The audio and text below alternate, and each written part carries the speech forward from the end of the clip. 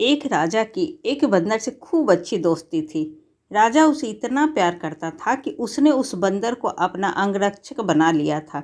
जहाँ कहीं राजा जाता उसकी मदद के लिए बंदर भी जरूर साथ जाता था। प्रजा को पहले तो यह देखकर बड़ी हंसी आती थी, पर धीरे धीरे सब समझ गए कि राजा को बंदर पर बहुत विश्वास है। कुछ कहने पर हो सकता है कि राजा उल्टा उनसे ही नाराज हो जाए। उस बंदर को राजा ने इस कदर छूट दे दी थी कि वह उसके महल के अंदर भी बेधड़क आता जाता था। वह राजा का इस कदर आज्ञाकारी था कि उसके मुंह से बात सुनते ही दौड़ पड़ता था। सारे दिन दौड़ दौड़ कर राजा की सेवा करता था।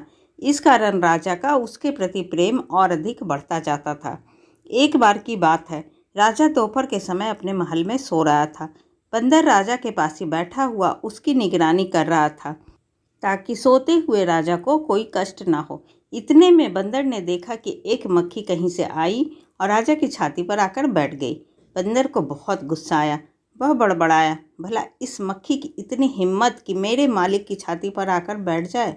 उसने मक्खी को उड़ाया तो वह उड़कर फिर से कभी राजा की नाक तो कभी सिर पर आकर बैठने लगी। बंदर ने एक बार फिर मक्खी को उड़ाना चाहा, पर मक्खी भी बड़ी ढीठ थी। वह उड़कर फिर से राजा की छाती पर आकर बैठ गई। यह देखकर बंदर को बड़ा भीषण क्रोध आया। उसने सोचा, यह मक्खी बड़ी दुष्ट और मक्कार है। यह ऐसे ही नहीं मानेगी, इसे सबक सिखाना ही पड़ेगा। बस बंदर ने सोते हुए राजा की बगल में रखी तलवार उठाई और तेजी से मक्खी पर चला दी। इस पर मक्खी तो उड़ गई, लेकिन उस तलवार से राजा की गर्दन कटकर अलग हो गई। उसी समय राजा का देहांत हो गया।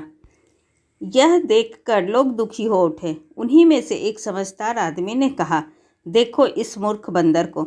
यह ठीक है कि यह स्वामी भक्त है, राजा का आज्ञाकारी भी, और उसका भला करना चाहता था, लेकिन अपनी मूर्खता के कारण बजाय उसका भला करने के उल्टे इसने राजा की जान ही ले ली।